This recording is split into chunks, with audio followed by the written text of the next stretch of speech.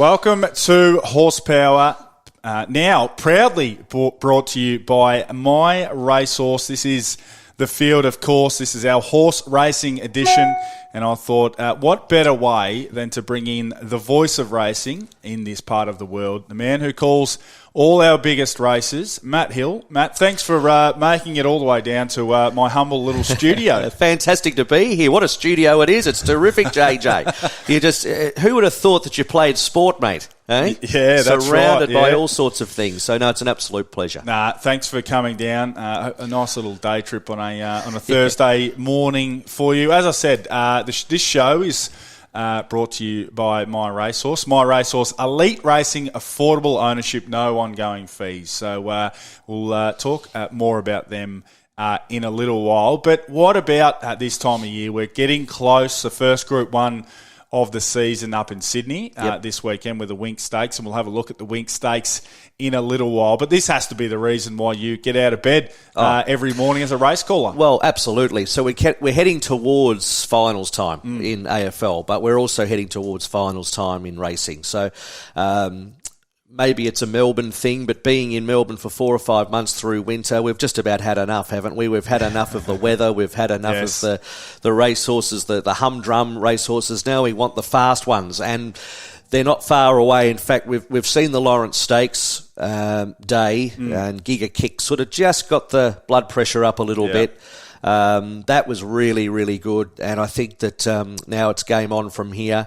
And it just slowly builds for 2 or 3 months. It's the best time of year. Footy finals, the horses are getting better. Weather will start getting better. So where else would you want to be? Indeed. It's exciting. Now, just going back a little bit, you have been calling the footy on SEN, and I heard your dulcet tones calling the Commonwealth Games as well. That's something you've always enjoyed doing, calling different sports and being involved here, there and everywhere. Oh, for sure. If you love sport, I've got 2 great loves. Got broadcasting, the love of broadcasting, and the love of sport. And mix the two together. Mix the two together. It's the best job on earth.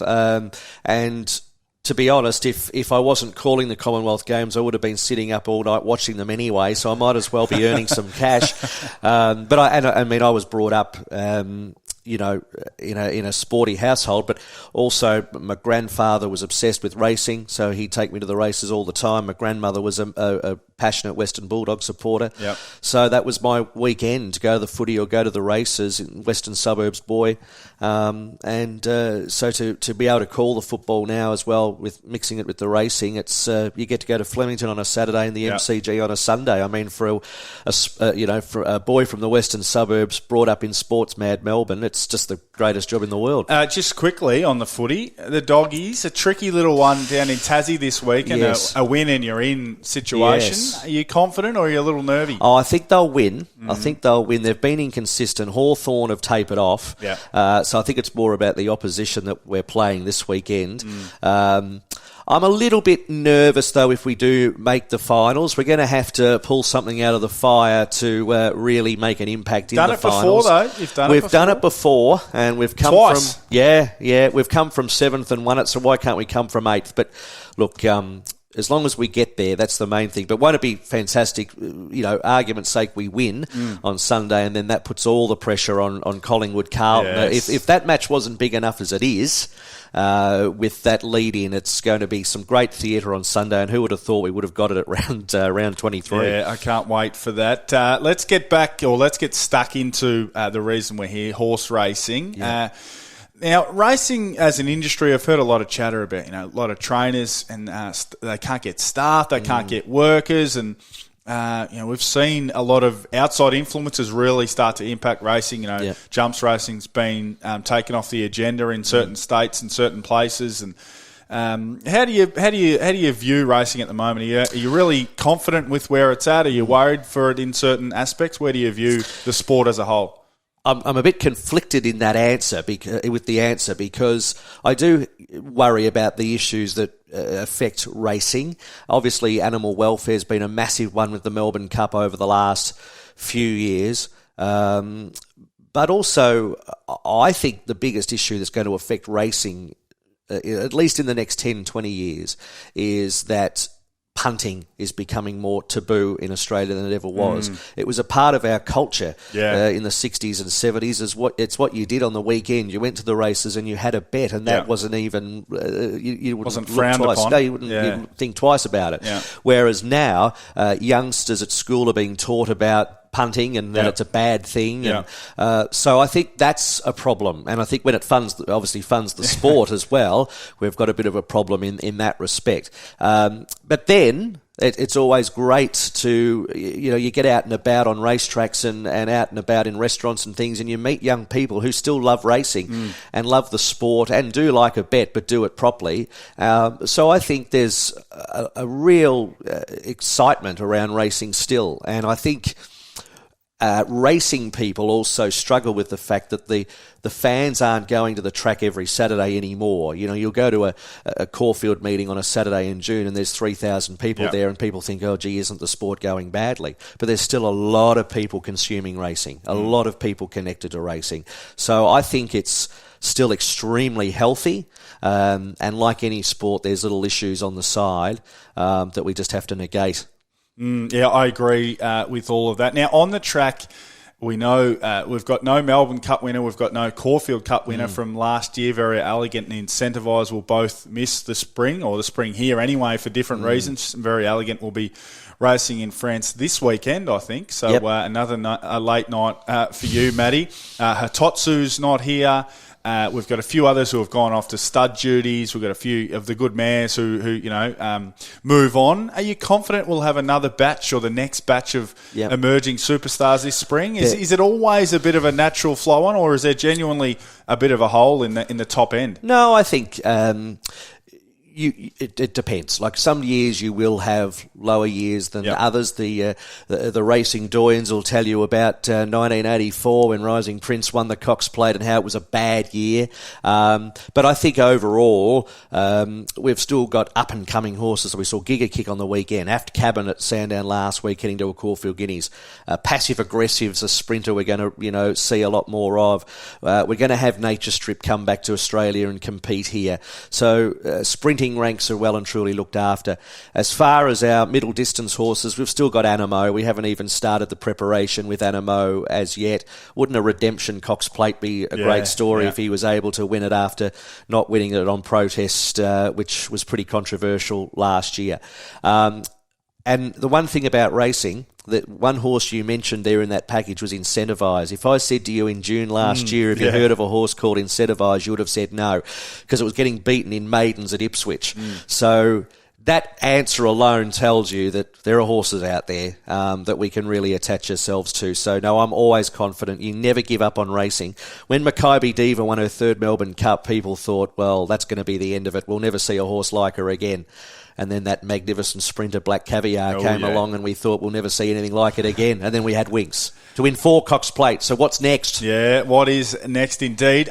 International racing. Now, we've had a bit of a shortage of internationals come across for our races because of COVID and some restrictions put in place around the safety for all the right reasons. But it feels like this year the internationals are going to fill up planes and turn up again. Trainers are going to come. They've been voicing their positivity about coming across.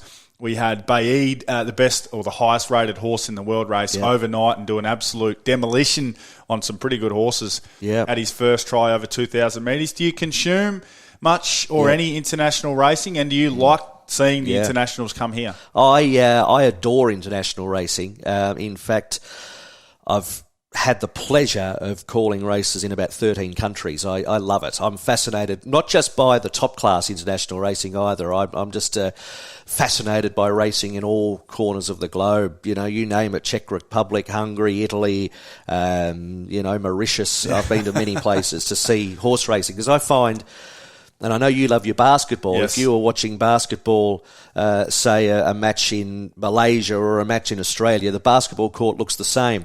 Whereas horse racing around the world, it's different everywhere. Every country is different. The riding styles are different. So I find it fascinating. Royal Ascot, I mean, it's as good as it gets. I love the fact they've got the different variety of races, from the sprints to the top class milers, etc. And I thought Baid, it was interesting at Royal Ascot. I wasn't particularly taken by Baid at Royal Ascot. I thought he did what he had to do, and it wasn't that impressive. But then there was a long campaign ahead. And if you look through the honour roll of that international stakes at York, it's probably one of the best races in the world, if not the best race in the world, next to the Arc. So what he did to them overnight was, it was just awesome to watch, and he could have won by 12. Yeah. He could have done a Frankel, to be honest. Yeah. So I underrated him, and much to my chagrin, and he'll head off to the QE2 on Champions Day at Ascot and destroy another field, and that'll be 11 from 11, and that's the last we'll see of him. That's the last we'll see of him. What a shame, but what a pleasure, and how fortunate are we to have actually seen him. Sure, but to answer the other question about internationals coming to Australia, I've got a different sort of answer to that. For the Melbourne Cup, I'm not so fussed, mainly because it's what we're starting to lose the grasp of. It's Australia's race. The Melbourne Cup is our race, and it's a handicap. So the concept of the Melbourne Cup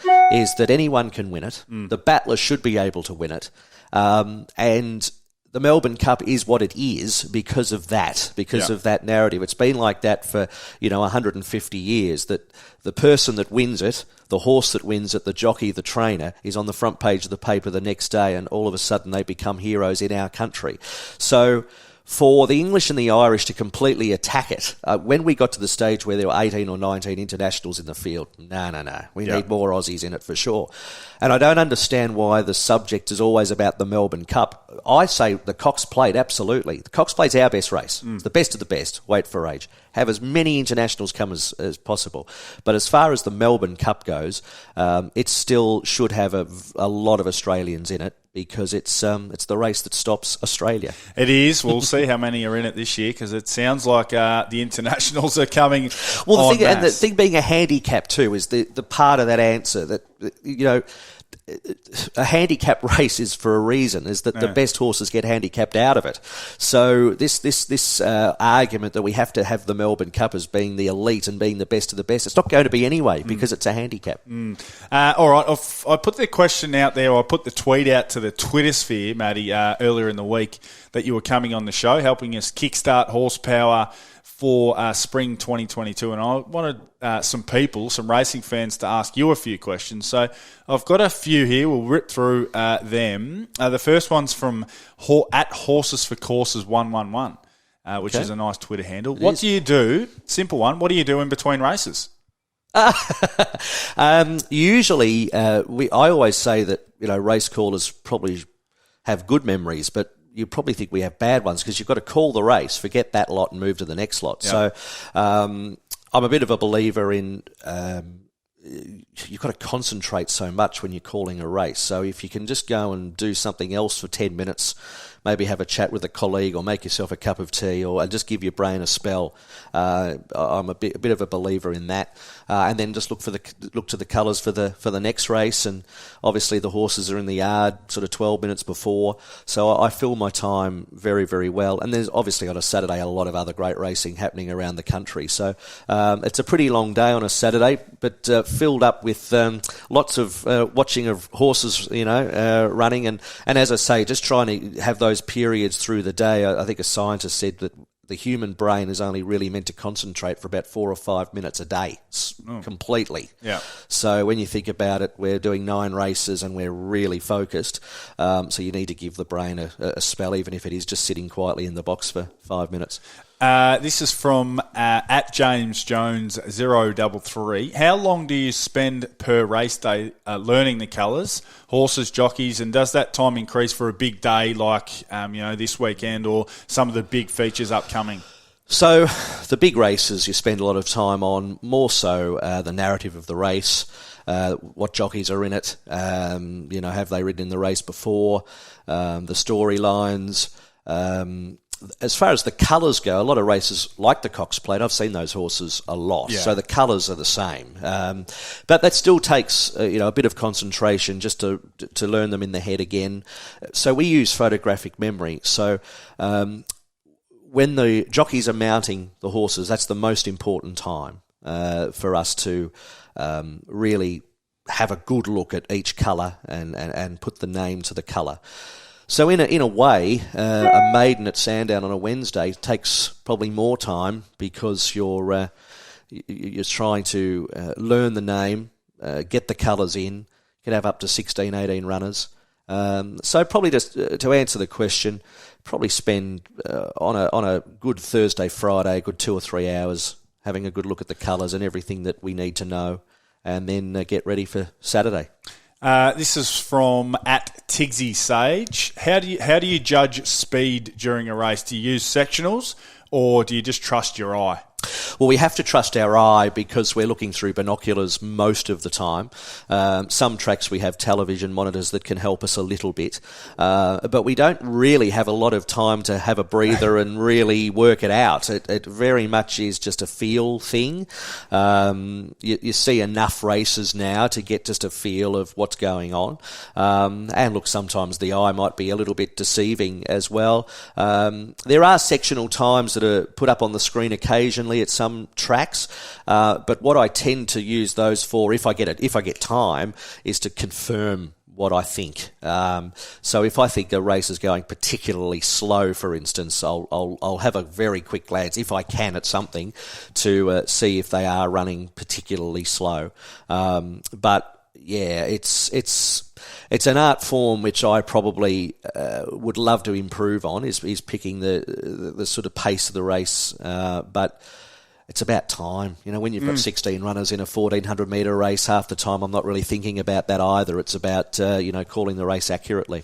From @Jimmy's Burgers, they make the best burgers in Melbourne too. Are they in Melbourne or Geelong? No, Melbourne. Okay. Easy's in Collingwood. I don't need burgers, mate. I tell you what, you can afford everyone needs one of these burgers. So this is from @Jimmy's Burgers. In your mind, Matt, what's the impact that this big cash injection and somewhat admitted destructiveness or disruptiveness from New South Wales is having on racing overall? Would you say that it's positive or negative? Oh, it's a good question, because I would be looking in a very biased Melbourne view. I think it's actually destructive, I think, for an Australian racing fan, that you look back at all the great races, regardless if they're in Melbourne or Sydney, the best horses have to clash. That's what we want to see. That's why we love it. So to have so many options now, it's diluting what we love. So we're coming into the weekend. This is the start of 74 Group 1s in Australia. It's far too much. I mean, the Winx Stakes is a good field of Group 1 horses, not in a Group 1 race, as far as I'm concerned. And you could probably say the same thing about the Memsie next Saturday. They're warm-up races, fundamentally. I think it's destructive for that reason, but I'd also say, coming with a bit of a caveat, that I thought the Everest was a fantastic idea. The Everest is a sensational idea, but I wouldn't go a step beyond that and try and push the boundaries too much. As far as a race like the Big Dance is concerned, I think that's quite a good idea, because what it actually does is, the turnover on Melbourne Cup Day is enormous. It's massive. And the Big Dance is not there to take on the Melbourne Cup like probably some Melburnians think it is. It is there just to take a bit of the cream of the pie that the punting gods get on Melbourne Cup Day, because it's such a massive turnover day. But yeah, overall, I think too many options. Let the good horses clash, and that's what we want to see. Indeed, we do. Now, this one's from @MitchDuncan22. He's quite well known, isn't he? Yeah, name you'll know quite well. Do you like to script your lines for close finishes and big races, and your fairy tale type lines, or do they just come naturally to you? I'd be lying if I said there wasn't an element of sort of rehearsal in it. Yep. But at the same time, you can never predict a horse race or any sporting event for that matter. So you tend to think about the nub of the story or the little lines you could put into it. And I guess the art form is to make it sound like you've just come up with it. And most people would realise that you haven't, that it's been thought about 2 days before. But you can't really script anything fully, because it does sound like you've scripted it. So that's the balance. So to answer the question, I've definitely thought about it. I try and make it as organic as I can. So in for instance, when I was faced with Winks' third Cox Plate, the first thing I thought of was, the Valley will be rocking that day, won't it? And it was just a thought process that I had, and then I incorporated that. It was just something that I genuinely thought. But you can get a bit too clever with lines at times, and I try and use them sparingly as well, because the more you use, the less effective they become. So, I definitely on the big occasions have got a little idea, but then I've probably got 9 out of 10 times little lines I never use because they don't win. They don't happen. From @Chris Smith 3, which horse are you most looking forward to calling this spring? Oh, that's a good question. I reckon heading towards... I love the 3-year-olds, so I'm really interested to see, what we get in the Coolmore, for instance. These horses that are coming through, like Passive Aggressive, that we've seen through the winter, I'm looking forward to. But I think, as I've previously said, I think Animo, I'm really looking forward to seeing what he can do. I know he's starting his campaign on Saturday.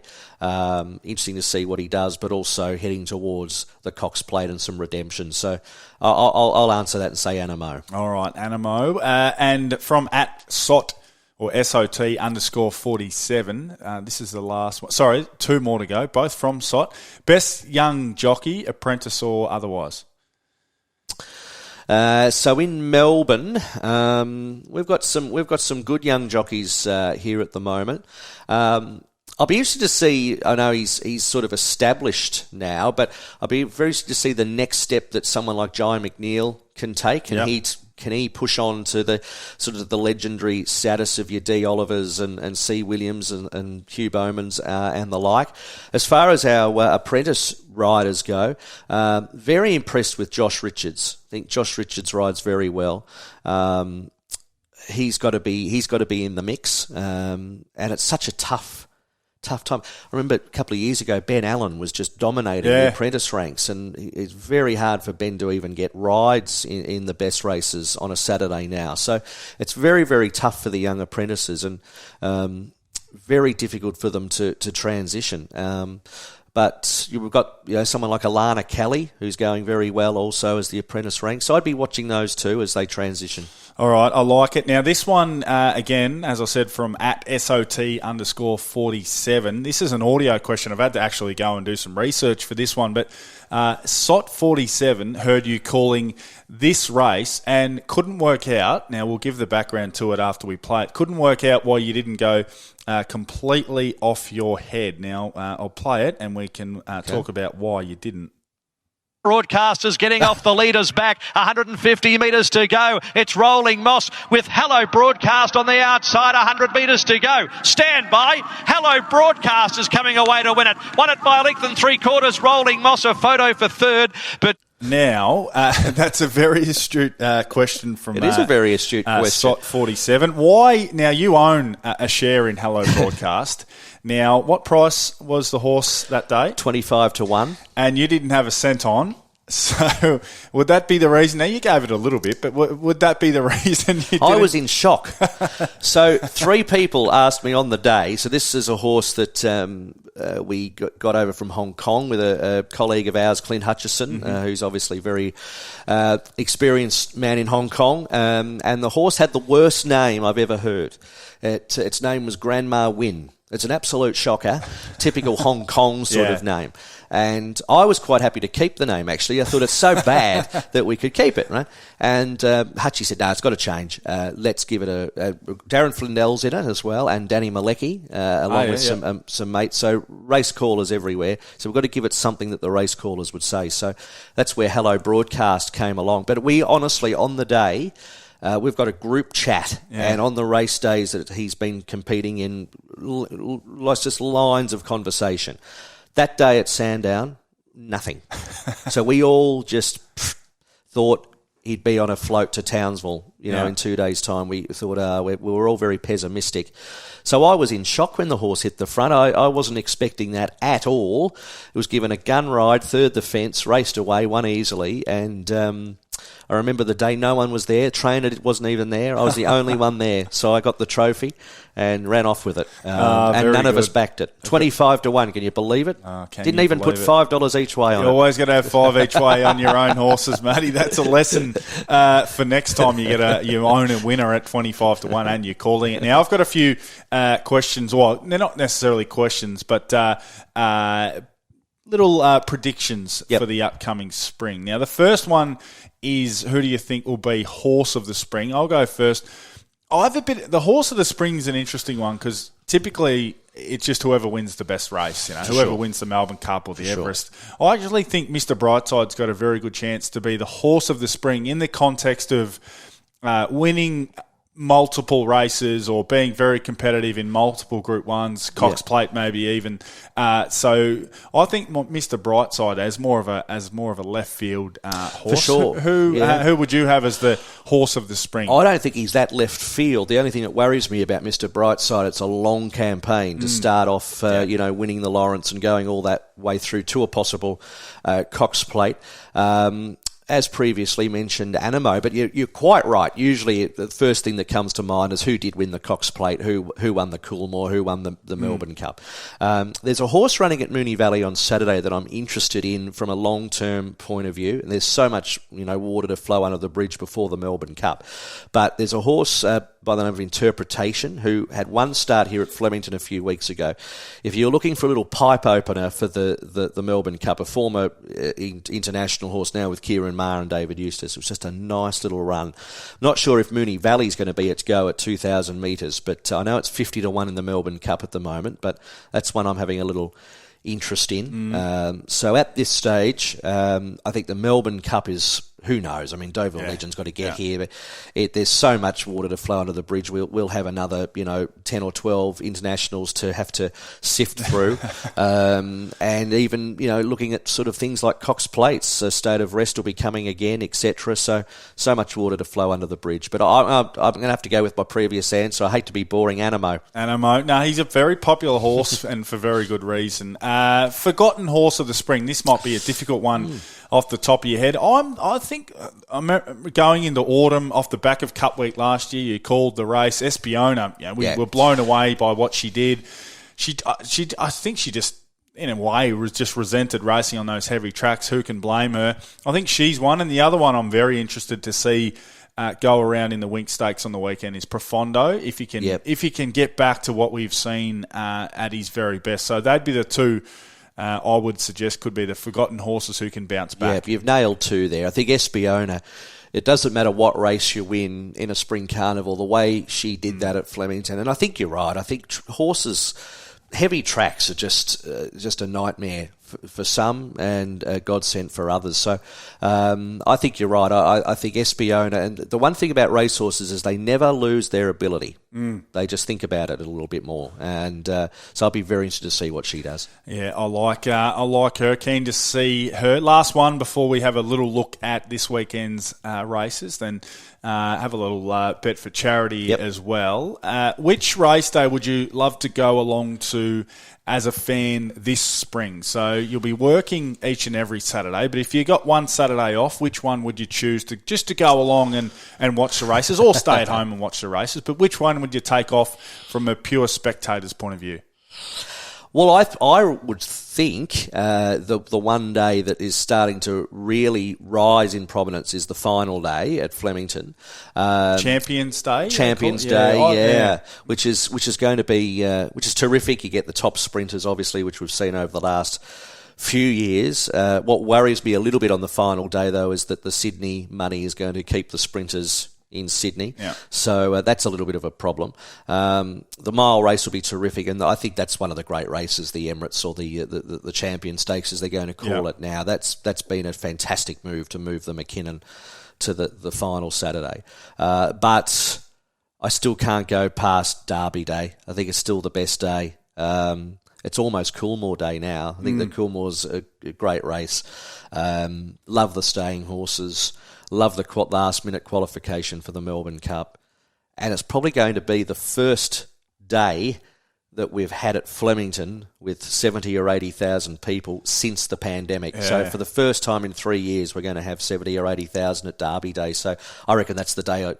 I don't really want to have the day off, though. I'd like to be calling it, but that would be the day I'd go as a fan. All right, good answer. All right, this weekend, as I said, we kick off Group 1 racing, one of the first of 74 Group 1s, with the Winx Stakes in Sydney, a 7-furlong race worth $750,000, one of the cheaper races in Sydney these days. We've got Animo, Profondo, Fangirl, Forbidden Love, Mwanga, who won the race last year. Yeah. It's a good race, but be very tough to find the winner because of the fact most of these horses are just going to be out there for a look. That's right, but I think you've touched on the fact you can always go...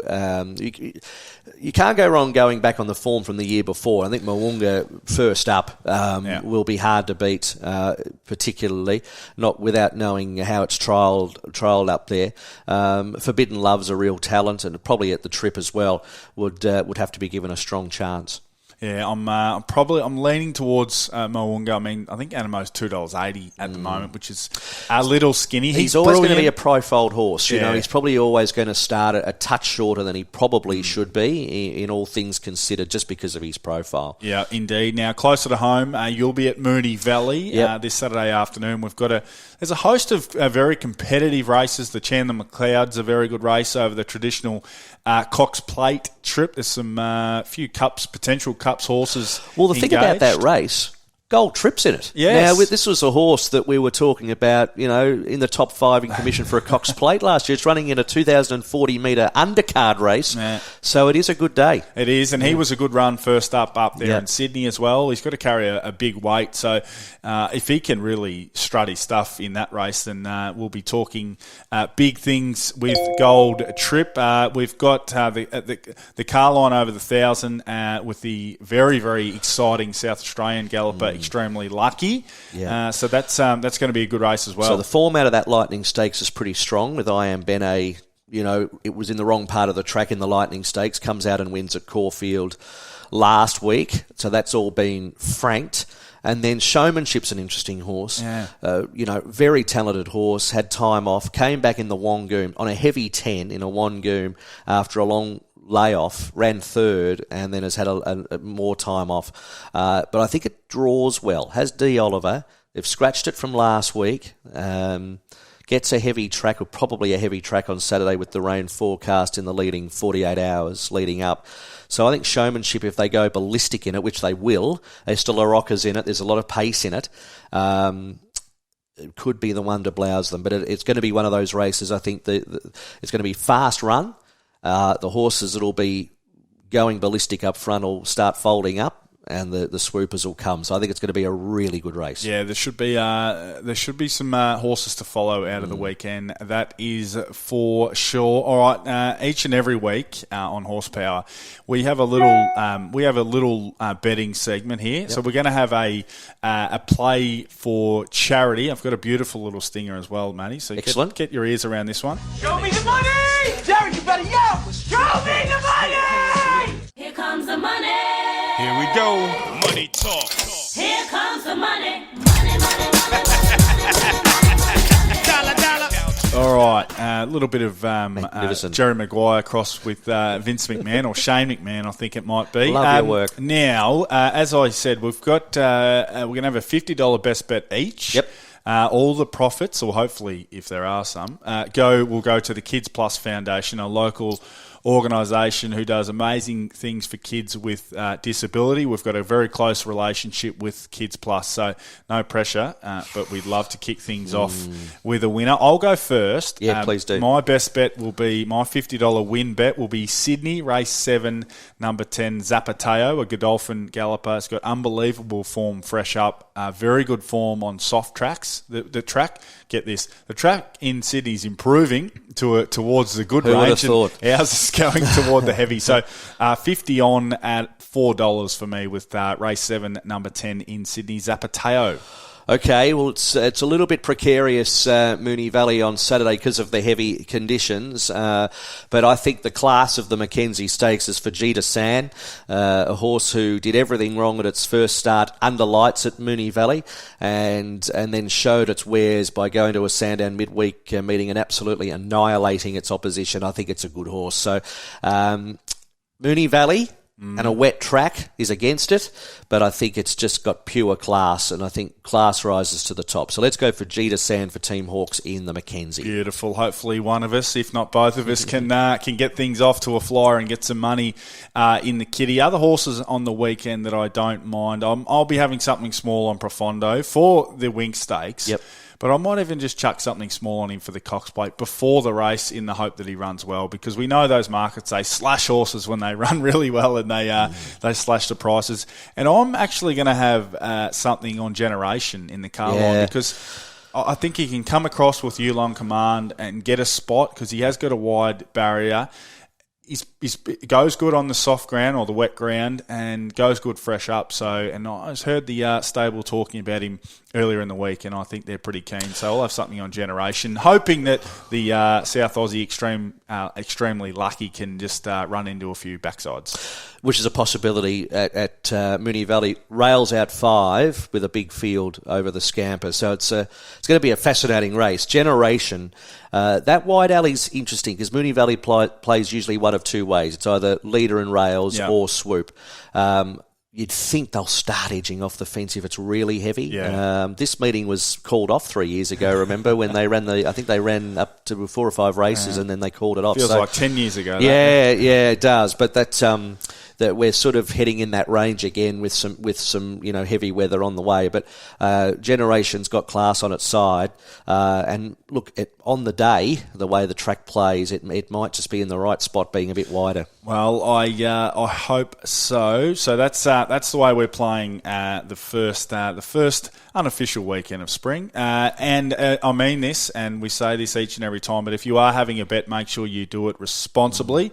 And if you have any issues, please call 1-800-858-858. Next week, Maddie, as we wrap things up, Group 1 racing in Melbourne. The Memsie Stakes, she'll be on track. The footy goes into hibernation for a week with the pre-finals bye, and it's all about the Group 1 Memsie at Caulfield. So I imagine you're already starting to look forward to that. Well, it is the start, isn't it? And also the undercards start becoming stronger as well. So every spring campaigner starts filtering through. So we mentioned Gold Trip in the staying race on Saturday, but even a horse like Forgot You, who was a bit of a star in the spring, has come back in the 1,500 metre race on Saturday. So we've got these horses that are just all starting to filter back. So the next month is just is chock full of interest. It really is. In some respects, the next 4 or 5 weeks are more fascinating than the finals themselves. So we've got it all to play for. Yeah, trying to put the puzzle pieces together is almost the most enjoyable part. So